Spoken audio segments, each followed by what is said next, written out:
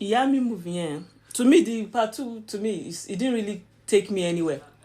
But the only thing I could say that Omoyeri is that Ori tougher side ìyá wọn. Wọ́n get to know pé ìyá wọn ya wèrè ju báwọn ṣe rò lọ. In the sense that so ìyá wọn lè lọ mú bàbá wọn sápamọ́ kó touch ẹ̀. In the sense that ó mọ̀ pé they showed ibi tí ó ti show pé bàbá wọn wá bẹ̀.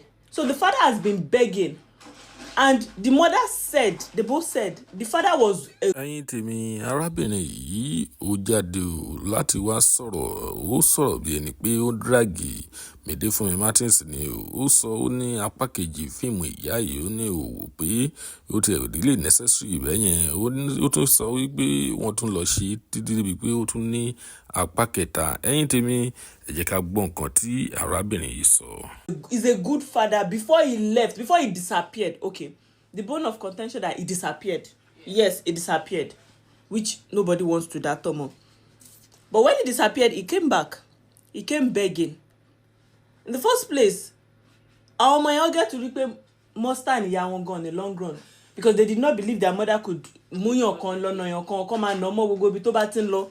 And the court gave them option to settle it outside the court, but the woman didn't pick the court. She was thinking because Adajo is Obirin and Koshijo and Uwomi, they don't shijo and Uwoyan from court.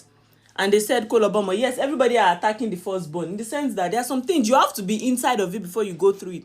Do you know why it costs for a child to be doing parents' evening? Omo class here, daddy amudani by mommy amudani by one jo wole. And omo buruku ko de wan school wan to you, it's always your mommy that used to come. You don't have a daddy. You don't know. There are certain things you wouldn't understand until you go through it. And I've been seeing reviews. To bad or review it's from my mommy and daddy. You want my mommy and daddy only reviews the movie Yami. What do you have to say?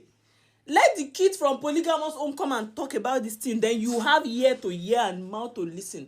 Nobody to very dumb motor, but as far as the man came, yes, go easy, but you just have to, now she lost 2 kids. I wish you were the last born girl. But me, there's no point to do any part 3 because the serials coming out. You're just sorry, you're just wasting. If you keep prolonging that film, and you're to part 1 to part 2, you now want to do part 3. Koanima makes sense.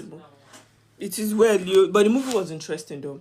It was interesting and made me see that no matter what you do, if as far as the father is alive, I beg, don't mat that Tomo.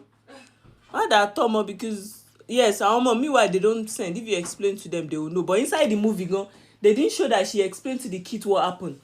So why didn't you explain to your children what happened? No reason for part 2 at all. It's just the fact that they could see that everybody TV well. And if people keep checking, my father feel bad reviews.